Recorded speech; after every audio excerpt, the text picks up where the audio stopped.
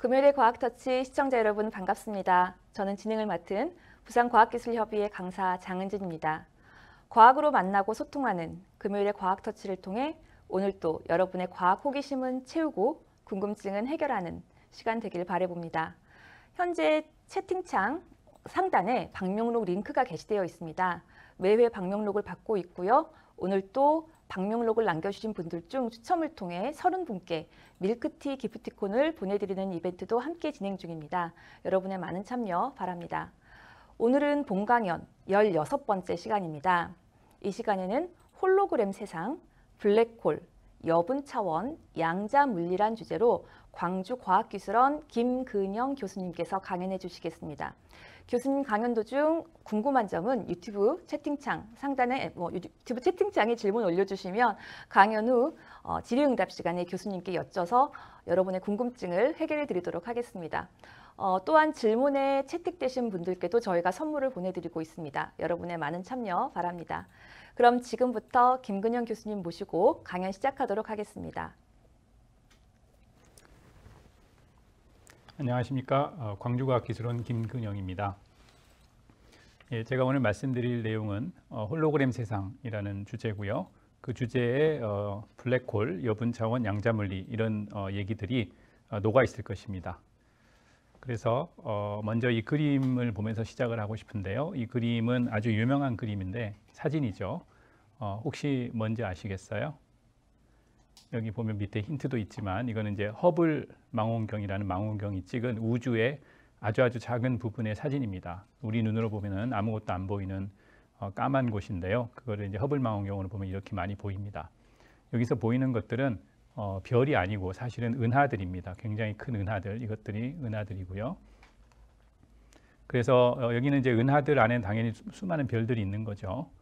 근데 이것들 중에서 블랙홀도 숨어 있습니다. 그럼 블랙홀이 어떤 모양을 가지고 있는지 혹시 상상을 해보셨는지 모르겠네요. 블랙홀은 이런 모양이라고 상상을 할 수 있습니다. 이거는 사실은 영화의 한 장면입니다. 그 인터스텔라라는 영화에서 나오는 블랙홀인데요. 보통 블랙홀은 모든 빛까지 모든 물질을 빨아들이기 때문에 보이지 않는 물질이라고 볼 수 있는데, 별이라고 볼 수 있는데, 이 경우에 그 주변에 이 원반이 있으면 원반이 보이는 경우고요. 이 경우에 여기 이쪽으로 보이는 이 동그란 거는 원반이서 나오는 빛이 휘어서 생기는 그런 현상입니다. 자, 그래서 이 블랙홀이 정말 우주에는 존재를 하고 있고, 그 다음에 그것도 아주 많이 있습니다. 근데 이 블랙홀의 존재는 사실은 일반 상대성 이론, 아인슈타인의 일반 상대성 이론을 통해서 예측이 된 것인데, 재미있게도 일반 상대성 이론 없이도 뉴턴의 중력 이론을 통해서도 이 검은 별이라는 별을 미첼과 라플라스가 예언을 한 적이 있습니다. 물론 일반 상대성 이론에서 말하는 블랙홀과 뉴턴의 이론에서 말하는 검은 별은 같은 거는 절대 아닙니다. 그래서 이게 오해가 있으면 안 되고요. 다만 빛도 빠져나올 수 없다라는 그 아이디어를 공유하고 있는데요. 그 아이디어가 어떻게 되는 거냐면 이게 어떤 구형의 별 같은 이제 물체가 있다고 하면 여기서 물체를 위로 던져 올리면 언젠가 떨어질 것 같은데 사실은 그렇지 않을 수도 있습니다. 이게 탈출 속력이라는 개념인데요. 굉장히 세게 던지면 이 별을 벗어날 수도 있습니다. 그런데 이 별이 무거우면 무거울수록 탈출하지 못하도록 다시 야구공을 던진다고 하면 야구공을 다시 끌어당기게 되는데요. 그러면 이제 이렇게 생각할 수 있습니다. 그러면 더 세게 던지면 되지. 그러면 또 별이 더 무거워지면 또 더 세게 던지면 되지. 더 빨리 던지면 되지. 이렇게 생각을 할 수 있는데 우주의 극한의 속도가 빛의 속도이기 때문에 아무리 야구공을 빠르게 던진다 해도 빛의 속도보다 더 빠르게 던질 수는 없습니다. 그래서 검은 별이 생기게 되는 겁니다. 그래서 빛도 탈출할 수 없게 결국은 굉장히 무거운 별이면 됩니다. 색깔이 이렇게 진해지는 것은 점점 별이 질량이 커지고 있다, 무거워지고 있다라는 걸 지금 그림으로 표현한 거고요. 또 블랙홀을 만드는 이렇게 블랙홀은 결국은 질량이 크면 블랙홀이 될 수 있는데 혹시 질량이 결정이 돼 있다 하더라도 요거를 압축시켜서 점점 작게 만들면 또 블랙홀이 될 수 있습니다. 그래서 이 안에 있는 이 점선으로 된 그 동그라미 모양은 이 반경보다 더 작게 압축을 시키면 그래서 블랙홀을 만들 수 있다는 건데요. 제가 지금 농구공, 작은 농구공을 가지고 왔습니다. 그래서 이 농구공이 블랙홀이 될 수 있는가 이런 질문을 한다면 블랙홀이 될 수 있습니다. 혹은 검은 별이 될 수 있습니다. 이거를 압축을 시켜서 굉장히 작게 만들면 되거든요. 그럼 이슈는 이걸 어떻게 그렇게 작게 압축을 할 것인가, 그게 좀 이슈가 되겠죠. 어쨌든 우리가 압축을 할 수 있다고 가정을 해보죠. 그러면 지구도 블랙홀이 될 수 있겠죠. 지구는 이제 12,800km의 지름을 가지고 있는데 이거를 만약에 압축시킨다고 하면 얼마나 압축을 시켜야 블랙홀이 될 것인가, 한번 잠깐 생각을 해보세요. 물론 수학적인 공식은 여기 적혀 있는데 이거에 뭐 대입해서 숫자를 구하라는 뜻은 아니고요. 나중에 관심 있는 경우에 확인해 보시면 될 것 같고, 그냥 추측을 해본다면 1원짜리 동전 하나 정도의 사이즈로 압축을 시켜야 합니다. 1원짜리 동전 본 적이 전혀 없으시죠? 제가 보기에 대부분의 사람이 1원짜리 동전은 본 적이 없으시고 아마 은행에 가서 보여달라고 해야 되는, 거의 박물관에서나 볼 수 있는 건데요. 이게 손톱 크기 정도라고 생각을 하면 됩니다. 태양도 역시 압축을 시키면 되는데 태양은 조금 더 좀 무거운 별이죠. 그래서 이거는 2.95km 정도로 약 3km 정도로 압축을 시켜야 됩니다. 3km 정도로 쭉 압축을 시켜야 되고요. 몸무게가 한 60kg 이 정도가 보통 사람들이 대충 이 정도 될 텐데 사람도 압축을 시키면 블랙홀이 될 수가 있습니다. 그러면 그 반지름이 어느 정도 압축을 시켜야 될까요? 잠깐 생각을 해보시면 생각해서 해결은 되지 않지만 답을 보시면 놀랄 겁니다. 그러니까 생각할 수 없을 만큼 작게 압축을 시켜야 된다. 이게 동그라미 잘 세보면 23개입니다. 예, 그래서 1cm를 엄청나게 많이 쪼개야 되는 거죠. 자, 그래서 이렇게 그 검은 별 이론을 통해서 저렇게 어떤 반지름 이하로 물체를 압축시키면은 블랙홀이 될 수 있다는 걸 알 수 있는데요. 신기하게도 그렇게 구한 블랙홀의 그 호라이즌, 아까 말한 그 반지름을 지평선이 블랙홀의 지평선이라고 하는데요. 그 블랙홀의 지평선을 구하는 그 공식이 신기하게도 일반 상대성 이론으로 구한 공식과 정확히 같습니다. 이건 무슨 얘기냐면 이론은 틀렸는데 답이 맞다는 얘기죠. 신기하게 답은 맞습니다. 그래서 일반 상대성 이론에서는 그 블랙홀을 어떻게 이해해야 되냐면, 일단은 중력을 어떻게 이해해야 되냐면, 이것도 이제 정확한 그림은 아니나 우리가 직관을 가지기 위해서 그리는 그림인데요. 어떤 무거운 물체가 이렇게 있다고 하면 그 무거운 물체가 이제 고무막 위에 올라가 있다고 상상을 합니다. 그러면 무거운 물체 때문에 고무막이 이렇게 휘어지겠죠. 그럼 여기 위에서 어떤 물체가 이렇게 운동을 한다면 그 굽어진 고무막을 따라서 이렇게 도는 운동을 할 것입니다. 그래서 이 작은 물체가 도는 운동을 하는 이유는 여기 있는 큰 물체와 어떤 중력의 힘의 상호작용을 통해서 하는 것이 아니고 그냥 공간이 굽어져 있어서 그 굽어진 데를 따라서 그냥 돌고 있다라고 말을 하는 것이 일반 상대성 이론에서 보는 중력입니다. 그래서 힘이 있다기보다 마치 공간이 휘어져 있다. 조금 더 정확히 말하면 시간과 공간이 휘어져 있다라고 이제 생각을 하는 겁니다.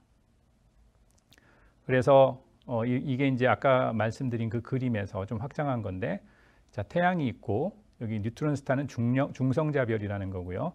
이제 블랙홀이 여기 있습니다. 근데 이게 무거운 순서인데요. 태양은 가벼우니까 고무막을 조금만 휘게 만들고, 중성자별은 조금 더 무겁습니다. 그래서 더 많이 휘게 만들고, 블랙홀은 훨씬 더 많이 휘게 만들어서, 예를 들어 빛이 여기를 지나간다고 할 때 빛이 이렇게 고무막 안으로 휘어들었다가 나가게 되고요.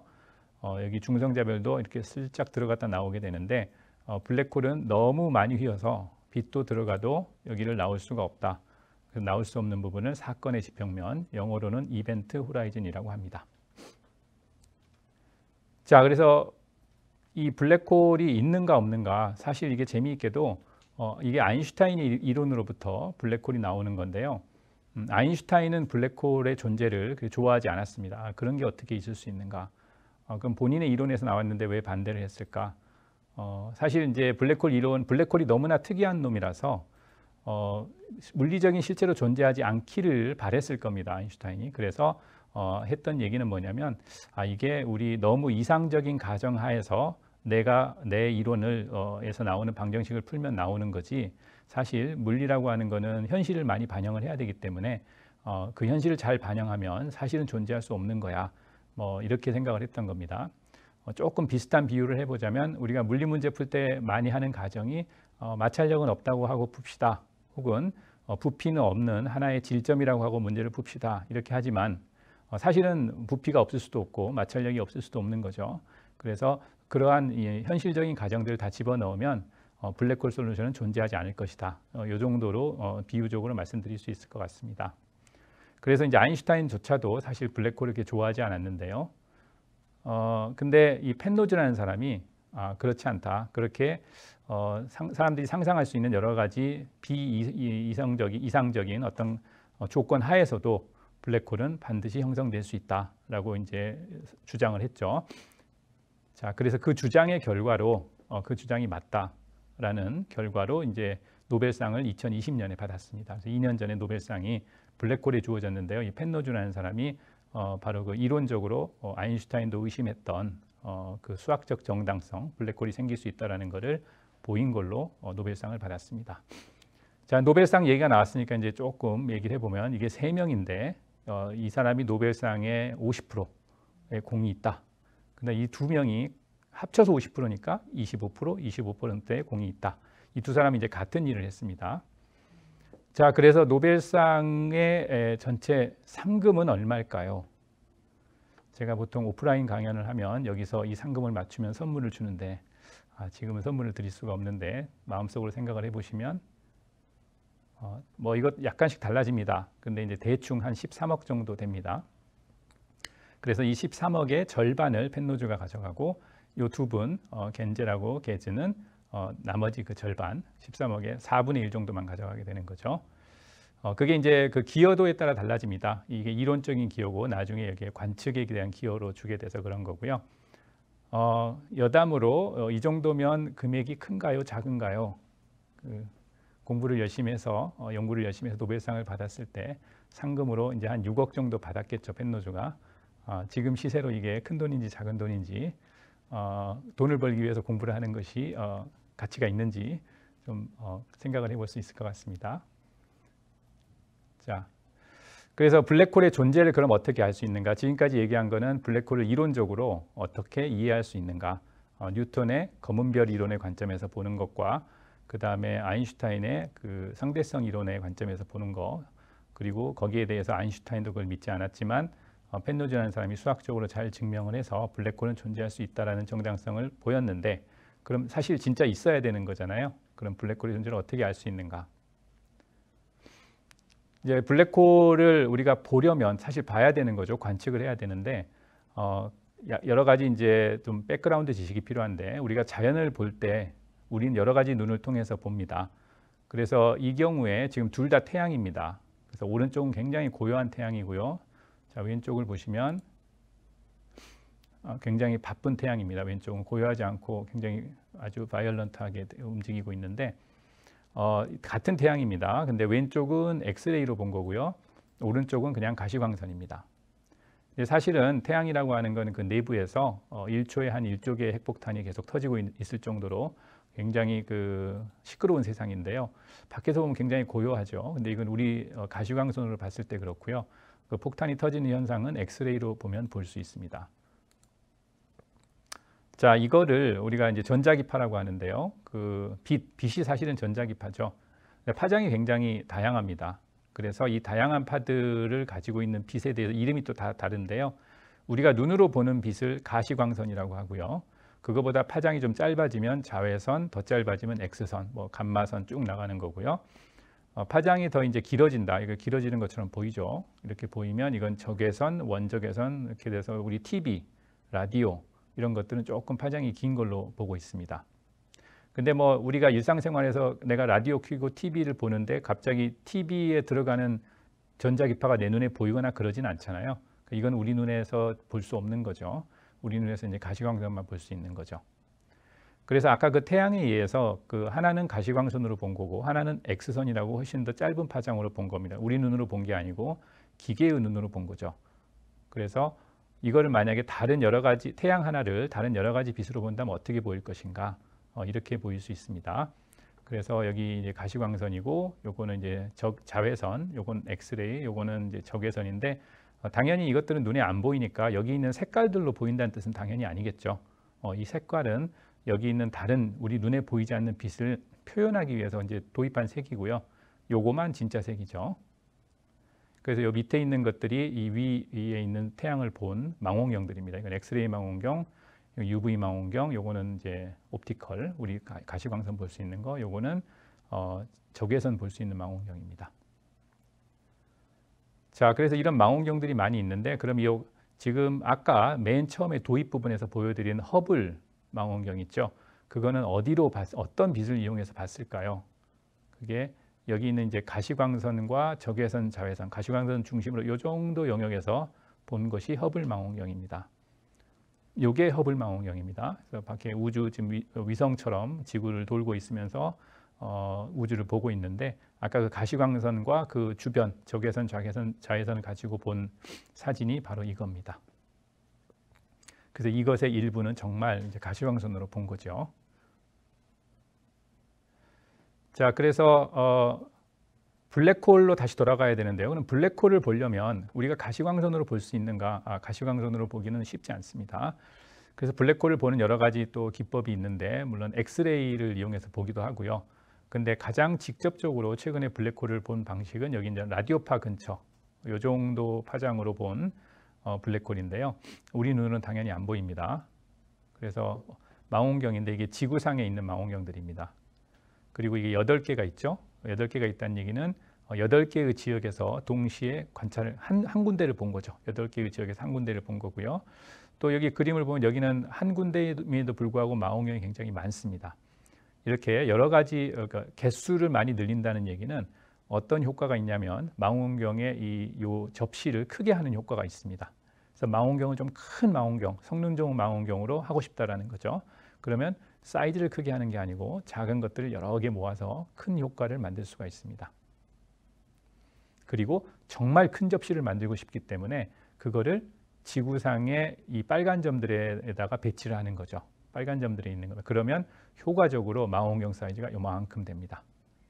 그래서 작은 망원경들을 여러 개 만들고 그것들을 지구상에 굉장히 넓게 펼쳐 놓으면 이 정도 사이즈의 망원경으로 굉장히 성능이 좋아지는 거죠. 그래서 8개였는데 최근에 여기서 하나 더 합류를 했습니다. 그래서 9개가 되면서 효과적인 사이즈가 훨씬 더 커졌죠. 그래서 잠깐 망원경이 움직이는 걸 보면 굉장히 재밌습니다. 그 아까 말씀드린 대로 작은 망원경들 여러 개, 이렇게 한 군데만 봐야 되니까 같이 이렇게 춤추듯이 움직이는 거죠. 예, 이런 식으로 블랙홀을 관찰을 합니다. 자, 그러면 블랙홀이 어떻게 보였느냐? 이렇게 보이는 것이 이제 2019년에 발표된 거고 사실은 이제 2017년에 아까 그 망원경들을 찍은 겁니다. 이것이 블랙홀의 그 그림자라고도 할 수 있고요. 이게 블랙홀 주변의 강착 원반을 찍은 거라고도 볼 수 있습니다. 이 안에 있는 부분이 그러니까 진짜 블랙홀이겠죠. 자, 그러면은 저 블랙홀은 어디 있는 건가? 이제 밤하늘의 별을 봐야 되는데요. 별자리, 처녀자리입니다. 자, 저는 별자리라고 누가 얘기를 할 때마다 상당히 믿을 수가 없는데 예를 들어 이 왼쪽에 있는 이거를 별자리라고 그려놓고 이제 처녀자리라고 주장을 우깁니다. 아무리 봐도 처녀처럼 안 보이죠. 차라리 뭐 수학의 파이 기호처럼 보이는데 옆에 있는 그림을 그려놓고 이렇게 됐으니까 처녀라고 이제 우기는 거죠. 이것도 다 믿을 수가 없습니다. 근데 어쨌든 받아들이면 이 처녀자리가 있을 때 여기 M87이라는 이제 은하가 있는데 이 은하를 굉장히 이제 열심히 본 겁니다. 아까 그 망원경들이 지구상에 있는 망원경들이 군단을 이뤄가면서 여기만 쳐다본 거죠. 그래서 사진을 찍은 겁니다.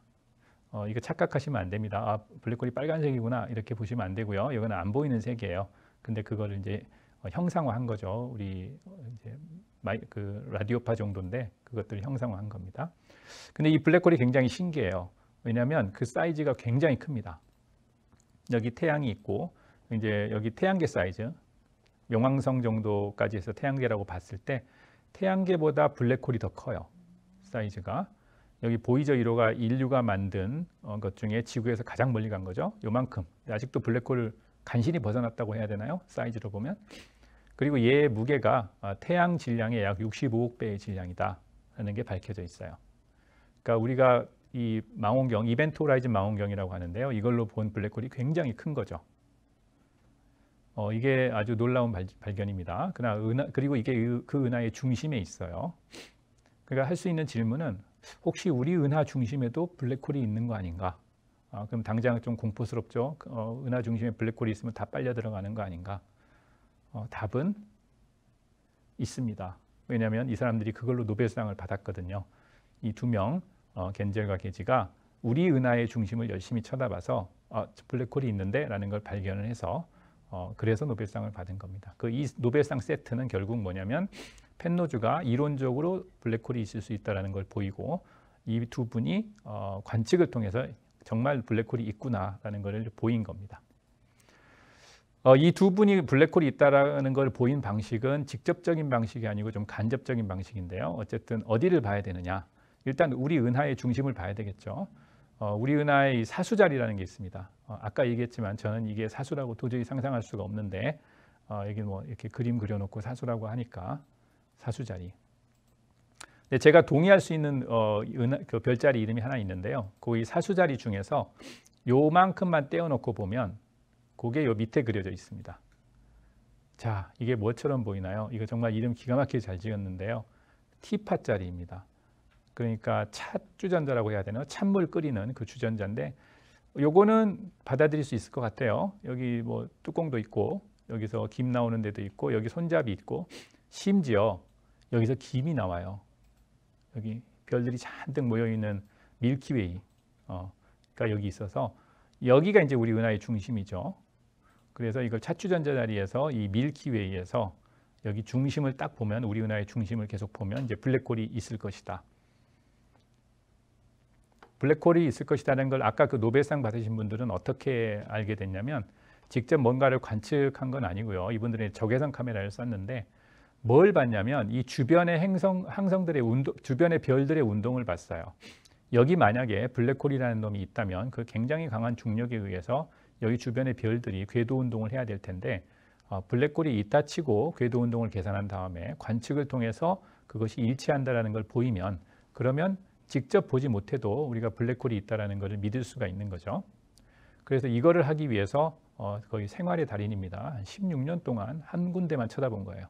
계속 그것만 쳐다본 겁니다. 그래서 자 16년의 세월을 빨리 가보겠습니다. 제가 이제 플레이 버튼을 누르면 여기 궤도들이 막 생길 거고요.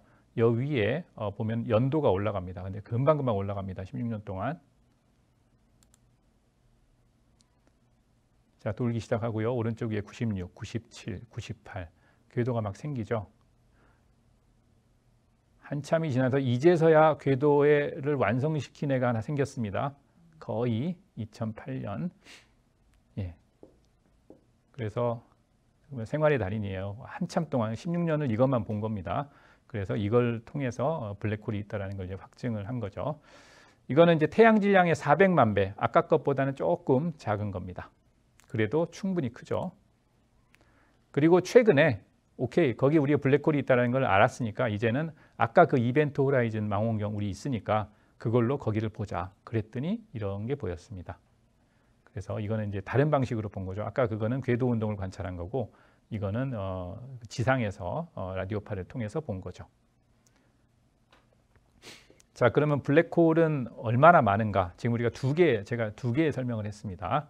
그것도 그 두 개의 블랙홀은 엄청난 크기의 블랙홀이에요. 자, 이 그림을 통해서 말씀을 드리면 이 그림의 오른쪽에 이게 아까 그 허블 망원경 그 일부분인데요. 얘들이 각각 다 은하입니다. 그래서 우리가 보면 우리 우주에는 뭐 이건 정확한 숫자는 아니겠지만 대략 1000억 개의 은하가 있다라고 여겨지고 있습니다. 1000억 개죠. 그리고 이 1000억 개의 모든 은하의 중심에는 아까 말씀드린 초거대 블랙홀, 그러니까 대장 블랙홀들이 하나씩 있습니다. 그 은하의 대장이죠. 딱 센터에 엄청나게 큰 블랙홀들이 다 하나씩 있어요. 그리고 이제 제가 이번 강연에 설명하지 않았지만 아주 그렇게 큰 블랙홀 말고 뭐 태양이 한 10배 정도 되는 그 정도 사이즈의 그 블랙홀들이 굉장히 많아요. 그 항성 블랙홀이라고 하는데 그 블랙홀들 이거는 이제 보면은 우리 은하의 일부인데요. 약간 밀키웨이의 일부인데 이건 다 별이에요. 이제 여기 있는 거는 은하고요. 우리 보통 은하에는 약 1000억 개의 별이 있다고 말해지고 있고요. 그 1000억 개 중에서 억 개가 별 정도, 그러니까 태양 정도 사이즈의 블랙홀이다라고 여겨지고 있습니다. 자, 그러면 전체 우주에 이걸 만약에 받아들이면 전체 우주의 블랙홀의 개수는 몇 개일까요? 잠깐 생각을 해보시면 일단 무조건 1000억 개가 있는 거죠. 왜? 은하에 모든 은하마다 중심에 대장 블랙홀 거대한 게 있으니까 1000억 개의 대장 블랙홀이 있고, 그 다음에 각 은하마다 억 개의 블랙홀이 있다고 그랬으니까 1000억 곱하기 억 개의 블랙홀이 있어요. 1000억 곱하기 억을 어떤 단위로 불러야 되나요? 그 정도 돈이 있으면 참 좋을 것 같은데, 어쨌든 하늘을 보면 이제 어떤 생각을 하시면 좋냐면 하늘에 별이 참 많구나. 그 말도 틀린 말은 아닌데 이제 약간 더 현학적으로 하늘에 블랙홀이 참 많구나. 그렇게 하셔도 괜찮고요. 이게 전 인류의 인구보다 더 훨씬 많습니다. 그래서 각자 모든 사람이 블랙홀 다 하나씩 가져도 부동산 문제로 전혀 생기지 않습니다. 그냥 다 사이좋게 나눠 가지면 되고요. 그래서 하늘을 볼 때 블랙홀이 참 많구나. 이렇게 생각을 하시면 더 좋겠습니다. 자, 여기까지가 이제 고전적인 블랙홀의 얘기입니다. 고전적인 블랙홀이라고 하는 거는 아인슈타인의 블랙홀, 모든 것을 빨아들이는 블랙홀. 그래서 블랙홀로 2020년에 노벨상이 주어졌을 때 또 사람들이 가장 많이 묻던 질문이 아니 왜 스티븐 호킹은 노벨상을 안 줬을까? 스티븐 호킹 펜로즈랑도 아주 친한 친구고 그 다음에 노벨상의 또 대가라고 하는 블랙홀의 대가라고 하는데 왜 노벨상을 못 받았을까? 일단은 이제 가장 큰 이유는 아주 명백한 이유는 이제 돌아가셨죠 일단. 근데 사실 살아 있었다 하더라도 노벨상을 받지는 못했을 거예요. 왜냐하면 그 노벨상의 주제가 이 호킹이 얘기한 블랙홀은 아인슈타인이 얘기한 블랙홀의 업그레이드 버전이라서 거기에 대해서는 좀 더 실험적인 확인이라든가 이런 게 필요했기 때문이죠. 그래서 호킹이 얘기한 건 뭐냐면 아인슈타인의 블랙홀은 모든 걸 다 빨아들이는 새까만 블랙홀인데 자기가 좀 더 연구를 해봤더니 그 블랙홀의 양자역학적인 특성을 좀 연구를 해봤더니 그렇지 않다. 블랙홀도 밖으로 내보내는 것이 있다. 그래서 그 말은 블랙홀은 그다지 검지 않다. 색깔이 좀 있다. 내보낸다라는 뜻입니다. 자, 이 사람이 이제 호킹이죠. 이 사람이 펜로즈고 둘이 뭐 아주 친한 사이였어요. 물론 연배는 펜로즈가 좀 더 많고요. 제가 이제 이 호킹 사진을 볼 때마다 꼭 소개하고 싶은 사진이 하나 더 있습니다. 이건데요. 여기 있는 하얀 옷 가운데 이 사람이 사실 젊었을 때 스티븐 호킹입니다. 호킹은 아주 어렸을 때부터 몸이 안 좋았던 건 아니에요. 대학교 4학년 때까지는 괜찮았어요. 그래서 지금 자기 친구들, 동아리 친구들인데요. 조정이었던가요? 뭐 배 이렇게 젓는 그 동아리에서 키잡이 역할을 하는 굉장히 좀 활동적인 그런 사람이었는데 이제 대학원 가면서 건강이 많이 안 좋아진 거죠. 그래서 이제 호킹이 말하는 블랙홀은 따뜻하다. 자, 지금 불 쬐고 있죠, 여기서. 그러니까 블랙홀이 모든 걸 빨아들이면 따뜻할 수가 없죠. 여기서 열을 내고 있습니다. 굉장히 따뜻해 보이죠, 빨갛게. 근데 물론 이제 이게 얼마나 따뜻하냐, 얼마나 온도를 가지고 있느냐는 이 블랙홀이 얼마나 크냐에 따라 또 달려 있습니다. 그래서 이 블랙홀이 따뜻하다라는 호킹의 이론은 현대의 이론 물리학자들은 대부분 믿고 있습니다. 그게 틀릴 거라고 생각하지 않습니다. 근데 문제는 그렇다면 관측을 통해서 그렇다는 걸 볼 수 있어야 되는데 그게 아주 쉽지가 않습니다. 자, 그게 왜 어렵고 호킹은 어떻게 생각했을까? 호킹은 자기가 노벨상 받을 수 있을 거라고 생각했어요. 이거를 관측을 통해서 볼 수 있을 거라고 믿었습니다. 사실은 가속기 안에서도 관측될 수 있을 거라고 믿었죠. 강연 후반부에 가속기 얘기를 좀 할 텐데요. 아쉽게도 어쨌든 지금까지 확증된 것은 없습니다. 자, 그런데 이 호킹이 말한 이 블랙홀이 온도가 있다라는 거, 이게 요즘 이론 물리학계에서 굉장히 아주 뜨거운 이슈인 홀로그래피. 제가 말씀드린 이 홀로그래피는 이제 광학에서 말하는 건 아니고요. 현대 이론 물리에서 가장 핫한 토픽이라고도 할 수 있는 것이 이제 홀로그래피 이론입니다. 물론 이제 굉장히 재밌는 게 많은데 최근에 굉장히 인기를 끌고 있습니다. 제가 이제 연구하고 있는 분야이기도 하고요. 이 홀로그래피 이론이라는 건 이제 여분 차원이 또 들어와야 됩니다. 그래서 무슨 뜻이냐면 일단 큰 아이디어를 설명을 드리면 요 가운데 이 빨간 거, 예쁜 빨간 볼이 블랙홀입니다. 그래서 이 블랙홀은 꽉 차 있는 블랙홀이라고 생각하면 약 3차원의 물질이라고도 볼 수 있겠죠. 그래서 이 블랙홀을 감싸고 있는 이 파란색 스크린이 있다고 치죠. 그러면 이 스크린은 2차원 물질입니다. 그죠? 요 안에 빨간색은 3차원, 요건 2차원. 2차원. 제가 차원에 대한 얘기를 잠깐 하자면 이게 X축, Y축으로 만들 수 있으니까 두 개의 축으로 만들 수 있으니까 이게 2차원이고요. 요거는 Z축 안으로 하나 더 들어가야 돼. 축이 하나 더 나와야 되죠. 그래서 이게 3차원입니다. 자, 그래서 이 3차원의 블랙홀 이론이 여기 있는 이 하얀색 표시나 이 녹색 표시는 뭔가 여기서 영향을 미쳐서 여기 있는 파란색의 푸사가 될 거예요. 그래서 이 파란색에 있는 어떤 물리적인 성질을 설명할 수 있다. 그래서 3차원의 어떤 이론으로 2차원, 한 차원 낮은 현상을 설명할 수 있다라고 하는 것이 이제 홀로그래피 이론이에요. 제가 일단 여기까지 이렇게 대략적으로 얘기를 하고 뒷부분에 조금 더 얘기를 하겠습니다. 여기 있는 거는 이제 초전도체입니다. 그래서 고체 물리에서 굉장히 각광을 받는 저항이 없이 전류가 흐를 수 있는 초전도체 붕붕 떠 있죠 지금. 여기에 대한 이론이 잘 성립이 되어 있지 않은데 우리 홀로그래피 이론을 이용하면 이런 것들에 대한 설명도 굉장히 잘할 수 있는 그런 좋은 이론입니다. 자, 홀로그래피 잠깐 더 말씀드릴게요. 일반적으로 우리가 홀로그래피라고 할 때에는 차원이 다른 것들 사이에 어떤 관계가 있다. 이게 이제 홀로그래피입니다. 뭐냐면 이거 딱 보면은 요거는 여기 영화에 많이 나오죠. 마치 평평한 2차원 물질에다가 빛만 쬐을 뿐인데 3차원의 형상이 나오죠. 그렇다면 2차원의 정보와 3차원의 정보가 같은 거 아니냐, 결국은 이게 홀로그래피의 기본적인 아이디어입니다. 자, 이거는 이제 네덜란드의 좀 유명한 예술가 디엣 위그만이라고 해야 될까요? 이 사람의 작품인데요. 이게 굉장히 재밌습니다. 이게 그림자 예술, 섀도우 아트라고 하더라고요. 이분이 개척했고 거기에 대가인데 예술을 그림자로 하는 거예요. 여기 보면 마치 마이클 잭슨이 문워크를 하고 있는 듯한 느낌인데요. 이게 그림자입니다. 근데 이 그림자를 만들기 위해서 여기 있는 얘는 뭐냐? 전혀 문워크랑 관계가 없는 어떤 여기는 평면인데 여기는 공간에 있는 3차원 더 높은 것에 있는 물체가 한 차원 더 낮은 데 어떤 모양을 만들고 있죠. 몇 개 더 볼까요? 여기 어떤 소녀의 얼굴 같은 게 이렇게 보이는데 사실은 여기 있는 좀 나무 모양의 이런 전혀 상상할 수 없는 것의 그림자를 만든 겁니다.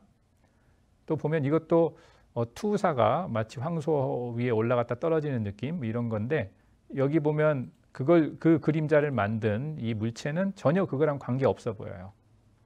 그러니까 이런 식으로 우리가 더 한 차원 더 높은 것에서는 잘 이해할 수 없는데 한 차원 더 낮은 데에서는 잘 이해할 수 있고 하지만 두 개는 뭔가 같은 정보를 가지고 있고 이런 것들이 이제 홀로그래피라고 합니다. 자, 이제 또 대표적인 홀로그래피 약간 더 수학적인 얘기를 하면 1차원의 진도 운동을 생각을 해보죠. 1차원의 진도 운동을 이해하는 또 다른 방법은 2차원의 원운동입니다. 그래서 2차원에 이렇게 원운동을 하고 있는 어떤 물체가 있을 때 여기서 빛을 쏴주면 그것의 그림자가 보일 거예요. 그래서 원운동하는 물체 2차원 원운동의 그림자는 1차원의 진동운동이다. 그래서 어떤 1차원에 있는 물리학자가 1차원 진동운동을 공부하다가 이 진동운동은 왔다 갔다 하니까 너무 복잡하고 어렵다. 그래서 이 물리학자가 갑자기 홀로그래피 이론을 해볼까? 그래서 우리 세상의 차원이 1차원 물리학자니까 1차원밖에 몰랐는데 2차원이라고 해보자. 그럼 2차원에서는 더 심플한 아주 간단하게 돌기만 하면 되니까 이 도는 운동이라고 생각을 하고 그것의 그림자를 내가 보고 있다고 하니까 훨씬 이론이 쉽네 이렇게 생각할 수 있겠죠. 이게 이제 홀로그래피의 또 하나의 아이디어입니다. 그래서 지금 말씀드린 건 결국 뭐냐면 다시 위에 그림을 보면 어디가 쉬운가? 여기를 보면 어려운데 여기를 보면 쉽다. 그러면 차라리 차원을 바꿔서 더 쉬운 데 가서 공부를 해버리자 이렇게 되는 거죠. 여기도 마찬가지로 두 개를 봤을 때 나는 1차원의 진동이 어려운데 더 쉬운 데 가서 공부를 하자. 마찬가지입니다. 여기서도 여기 있는 이 표면 위에 있는 고온 초전도체가 굉장히 어렵다. 그러면 그것은 뭐의 그림자였냐면 블랙홀의 그림자니까 여기 있는 한 차원 높은 블랙홀을 그냥 공부를 하자. 그것이 홀로그래피의 아이디어입니다. 그래서 제가 처음에 도입 부분에 블랙홀에 대한 얘기를 했습니다. 그래서 블랙홀은 하늘에 떠 있는 블랙홀이기도 하지만 어떤 수학적 공간에 있는 블랙홀이기도 합니다. 그래서 그 수학적 공간에 있는 블랙홀이 사실은 그보다 한 차원 낮은 어떤 물리적인 계의 성질을 설명할 수 있다. 이게 이제 홀로그래피 이론입니다. 그럼 이제 어떤 물리를 설명하고 싶은 건가? 그래서 나오는 것이 이제 양자역학입니다. 양자역학도 굉장히 중요하지만 이제 뭐 양자역학만 가지고 한참을 얘기를 해야 되는 그런 상황이라서 간단히 아주 최근 사건부터 얘기를 할게요. 2022년 올해죠. 올해 노벨 물리학상이 바로 양자역학의 기본을 연구한 3명의 학자들에게 주어졌습니다. 자, 아까 노벨 물리학상 2020년과하고 비교해 보면 차이가 아주 경제적인 차이가 큽니다. 이거는 3분의 1씩 나눴네요. 아까는 2분의 1, 4분의 1, 4분의 1씩 나눴는데 그러니까 비슷한 일을 했다는 얘기죠. 이 세 분이. 이 세 분이 한 거는 양자역학의 근본에 관한 건데요. 양자역학의 근본을 다 설명드릴 수는 없고 굉장히 신기한 것만 말씀을 드리면 자, 이 그림의 문제가 뭘까요? 이 사람은 왜 놀라고 있을까요? 잠깐 생각을 해보시죠. 이 사람이 이 사람의 스키 자국을 보고 깜짝 놀랐어요. 이게 뭐지? 이게 가능한가요? 이걸 통과할 수 있는가? 이 사람이 갑자기 여기서 다리가 쭉 길어져 가지고 여기를 통과할 수 있는가?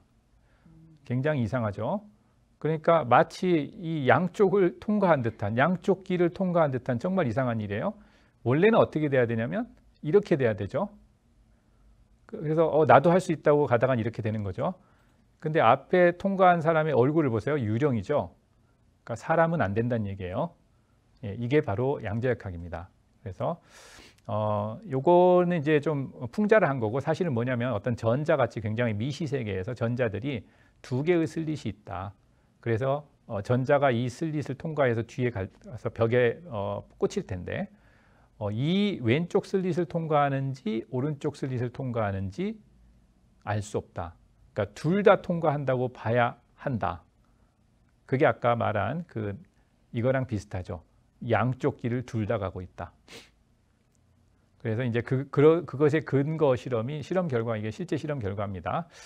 근데 이걸 제가 이게 왜 양쪽을 다 통과한 것이냐라는 것을 지금 이 자리에서 설명드리기에는 좀 시간이 부족할 것 같고 어쨌든 다시 만화로 돌아가서 양자역학의 세계는 이런 세계다. 전자나 이렇게 미시적인 물질들이 이렇게 지나갈 때 경로가 잘 특정 지어지지 않는다. 자, 그래서 그 미시세계, 양자역학의 미시세계를 공부하고자 만든 것이 바로 이 거대한 가속기입니다. 여기는 어디일까요? 자, 유명한 장소입니다. 역사적으로도. 여기 있는 점선들이 국경선이고요. 위쪽이 스위스, 그리고 밑에가 프랑스입니다. 스위스 여기 제네바 호수고요. 요 위에는 그 유명한 알프스 산맥입니다. 나폴레옹이 넘어갔던 그 알프스 산맥. 그리고 요게 이제 프랑스하고 스위스의 국경대 노란색으로 되어 있는 것이 가속기입니다. 이거 원형 가속기죠. 이 둘레가 27km입니다. 그리고 여기는 이제 각각의 여기 글자 써 있는 데가 이제 디텍터, 검출기가 있는 장소고요. 27km 둘레가 어느 정도 사이즈인지 이제 감을 드리면 제가 지금 부산에서 강연을 하고 있어서 부산 지도를 가져왔습니다. 여기 수영구가 있고요. 여기 시청이 있고 여기가 해운대가 있습니다. 그래서 만약에 저 가속기를 부산에다 지었다면 해운대 해수욕장에서 출발을 해서 쭉 돌아서 부산 시청까지 갈 수 있는 요 정도 사이즈입니다. 이게 27km입니다. 그리고 당연히 바깥에 있지 않고 땅속에 있습니다. 한 100m 정도 안쪽에 이렇게 숨겨서 지어놨고요. 자, 그 안의 모습들을 조금 보면 이게 이제 그 안에 파이프 안에 있습니다. 그 사람들이 자전거 타고 다니죠. 27km 혹시 고장난 데 있으면 고치려면 자전거 타고 다니고 이 사람은 전기 자전거인 것 같고요. 왼쪽은. 그 다음에 중간중간에 그 디텍터가 있는데 그 검출기, 실험하는 검출기는 굉장히 큽니다. 여기 사람 여기 보이시죠? 사람 키가 이렇게 되는 굉장히 큰 건물입니다. 한 10층 정도 건물 높이처럼 보이죠? 여기도 사람이 있는데 굉장히 큰 건물처럼 보이죠? 이게 이제 검출기입니다. 그래서 어떻게 되는지 잠깐 볼게요. 여기 먼저 충돌을 시킬 두 개의 입자를 가속을 시킵니다. 이렇게 작은 데서 먼저 1단 기어 높이고 돌리고 2단 기어를 630m짜리에서 돌리고 그 다음에 3단 기어를 여기서 돌린 다음에 6.9km짜리에서 돌린 다음에 마지막으로 4단 기어 넣어서 27km짜리에서 돌립니다. 서로 반대 방향으로 이렇게 돌려요. 계속 돌려서 여기서 이제 우리가 충돌시키는 것들이 여러 가지가 있을 수 있는데 아주 무거운 핵들도 있을 수 있고요. 그냥 가벼운 양성자 정도 있을 수도 있고요. 어쨌든 그 모든 것들이 거의 빛에 가까운 속도로 거의 빛속도로 갑니다. 양쪽으로 서로 가속을 시킨 다음에 여기 있는 검출기에서 충돌을 시킵니다. 그러면 엄청난 에너지를 가지고 충돌을 했으니까 산산조각이 나겠죠. 그래서 산산조각이 나는 걸 아까 말한 그 건물 높이의 관측기에서 다 이렇게 정보를 수집합니다. 어떤 파편이 쏟아졌다. 다 수집을 하는 거죠. 자, 그래서 이 수집된 정보들을 잘 보면 이런 것들이 바로 그 수집된 정보입니다. 자, 입자 물리학자들이 대단합니다. 이제 굉장히 예쁘죠. 어떤 예술 작품 같아요. 실질적으로 정말 가속기에서 이런 작품들을 이런 사진들을 찍어서 정말 전시회를 하고 다니기도 합니다. 예술 작품으로서 전시회를 하기도 하죠. 근데 여기 있는 이 복잡한 그 파편들 안에서 어떤 신호들, 시그널들을 잘 잡아서 물리 법칙들을 알아내는 거죠. 또 하나 재미있는 거는 저게 굉장히 높은 에너지로 충돌을 했기 때문에 그 충돌 이후에 그 환경이 굉장히 높은 에너지입니다. 그래서 심지어 빅뱅 이후에 얼마 안 돼서의 그 환경까지 갑니다. 먼저 이 그림을 좀 소개를 드리면 이제 우리 우주는 어떤 빅뱅이라는 큰 폭발로 출발을 했다라고 많이 알려져 있죠. 그게 뭐냐면 우주의 사이즈가 점점점 아주 작은 데서 아주 이제 점점 커지는 건데요. 아주 옛날에는 굉장히 에너지가 높았어요. 그래서 모든 현재 우리 눈에 보이는 물질들은 다 녹아가지고 쿼크, 글루온 이런 것들로 다 쪼개져 있는 상태입니다. 이게 수프 같은 상태죠.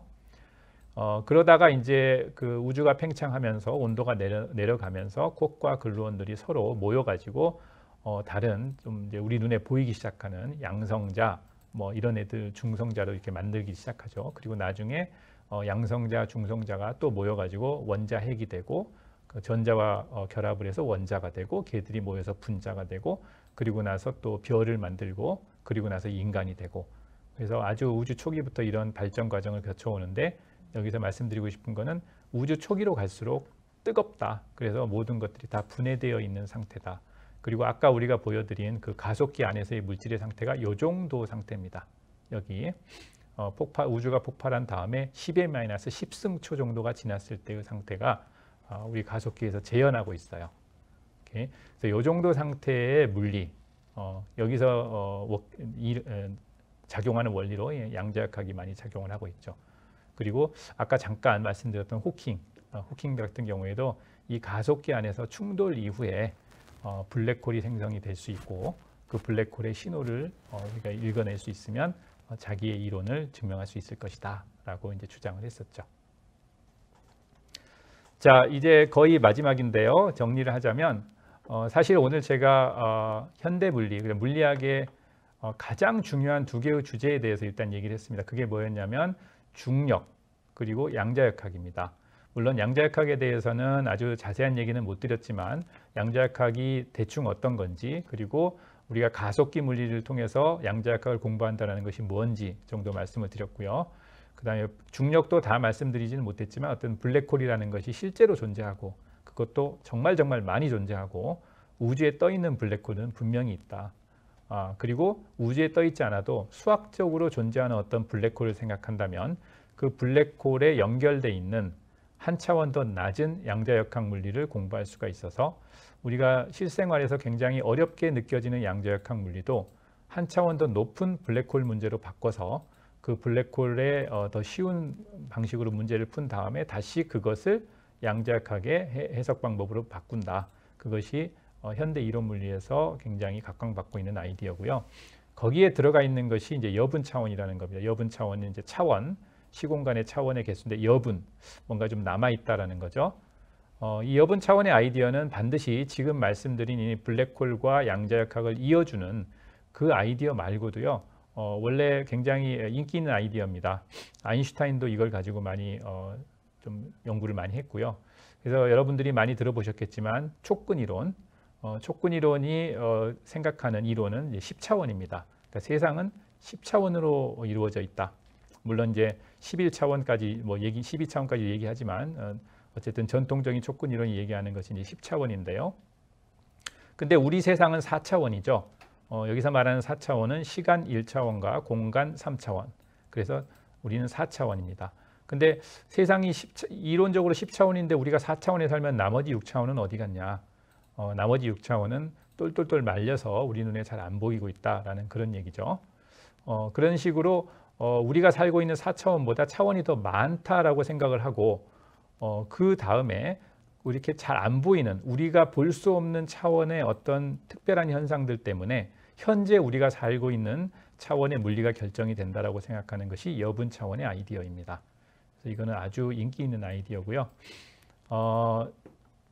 그러니까 이거가 제가 조금만 더 설명을 드릴게요. 약간 더 시간이 있는 것 같아서 어떤 거냐면 그러니까 만약에 전자가 무게가 있다. 전자의 질량이 있는데 그 질량이 얼마다라고 주어졌으면 그게 지금 4차원 내에서 결정이 되어 있는 거죠. 근데 사실은 한 차원이 더 있어서 우리가 볼 수 없는 차원이 하나 더 있어서 그 차원으로부터 어떤 일이 일어나서 우리가 그 질량을 결정할 수 있다라고도 볼 수가 있어요. 그래서 우리가 안 보이는 차원들에서의 어떤 물리 현상이 우리가 보이는 차원에서의 물리 현상으로 반영이 되는 거. 그게 이제 여분 차원의 아이디어입니다.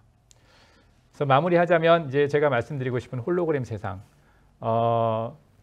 제가 이제 연구하고 있는 분야이기도 하고요. 그러니까 우리가 지금 현재 살고 있는 이 4차원의 세상을 공부하기 위해서 한 차원 높은 5차원 이상의 세상을 중력의 세상을 생각을 하고 그 중력에서 어떤 특정한 블랙홀을 연구를 한 다음에 다시 그 블랙홀의 그림자를 통해서 우리 세상을 이해하려고 하는 것. 아까 네덜란드 예술 작가의 그런 섀도우 아트처럼 그렇게 공부를 하는 것. 그게 이제 홀로그램 세상의 아이디어입니다.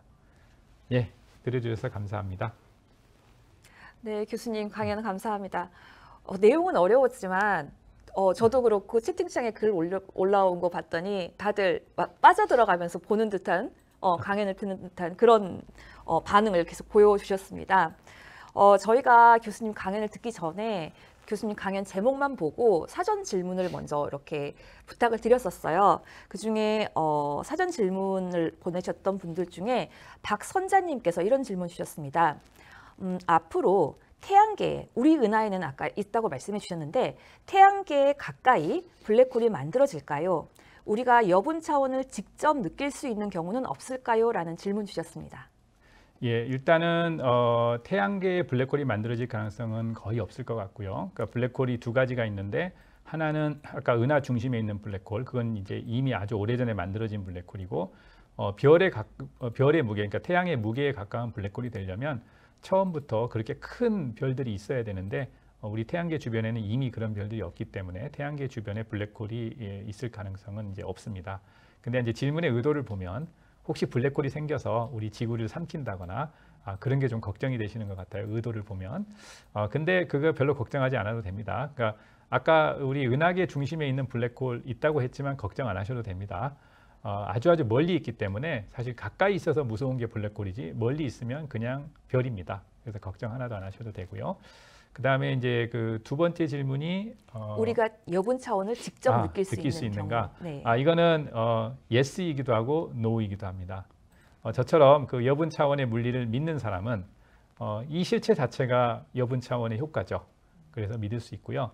근데 만약에 이제 이건 이론의 하나니까 블랙홀의 여분 차원을 믿지 못한다 그러면 느낄 수 없는 거죠. 그래서 여기서 느낄 수 있냐 없냐라는 거는 우리가 여분 차원이 존재한다라는 가정하에 이론을 세워서 그 이론이 우리 현상을 잘 설명하면 그게 바로 느낄 수 있는 겁니다.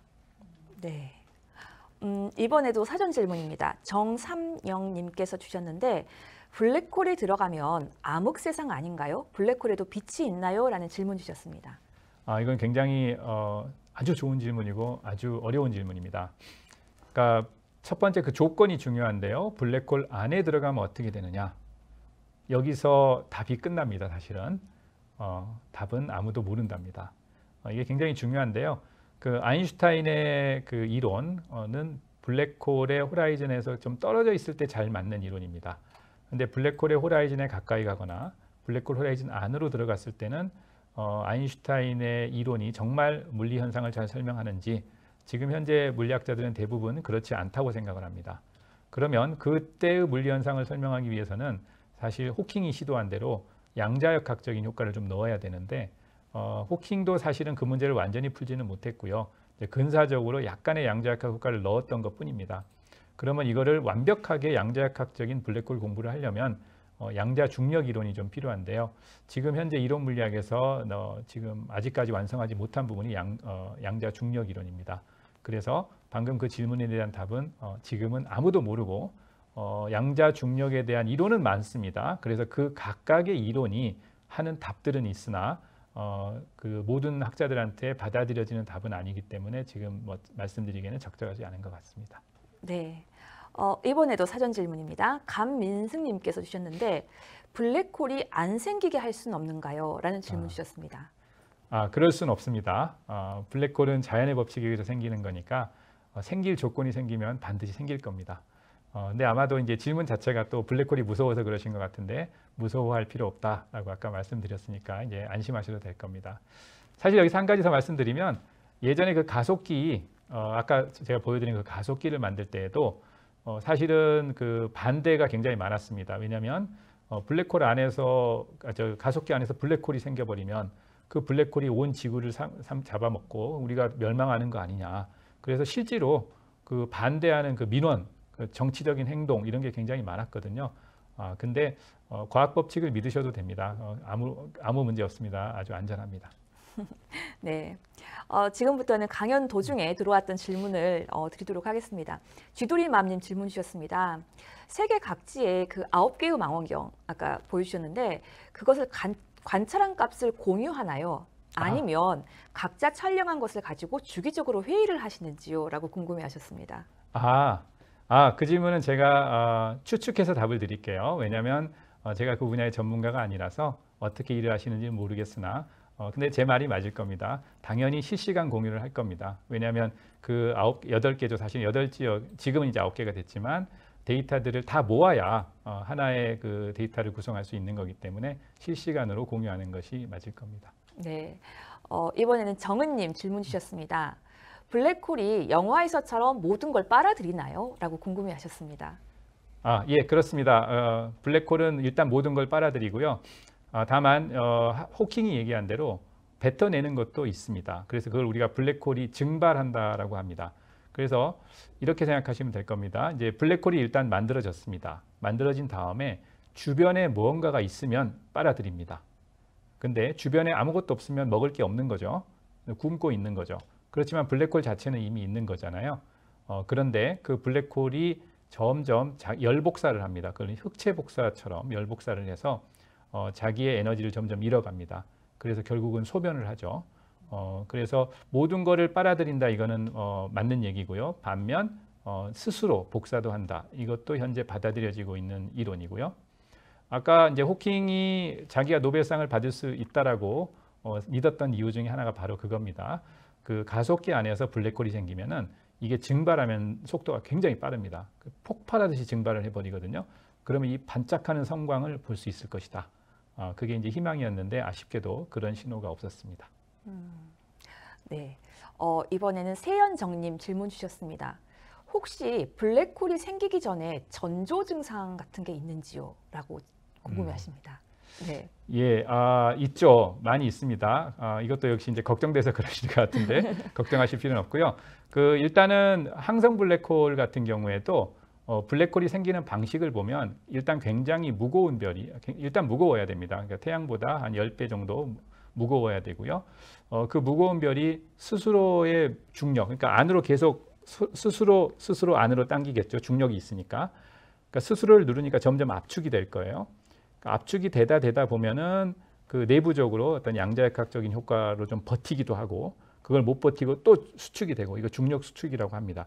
이렇게 한없이 수축을 하다가 블랙홀이 되는데 그 과정에서 이게 그냥 만만치 않죠. 그냥 쑥 포기하는 게 아니고 중간에 있는 양자역학적인 효과들이 자꾸 버티다가 결국 못 이기고 이렇게 중력 수축이 되는 거기 때문에 폭발 현상이 일어납니다. 예, 그런 것들이 슈퍼노바 같은 폭발 현상이 일어나죠. 그래서 슈퍼노바 폭발 이후에도 굉장히 많은 나머지가 남아 있다 그러면 이제 블랙홀이 되고요. 혹시 이제 조금 힘이 부족했다 그러면 중성자별이 되기도 하고, 그래서 슈퍼노바가 있었다는 얘기는 그 이후에 블랙홀이 생길 가능성이 굉장히 높습니다.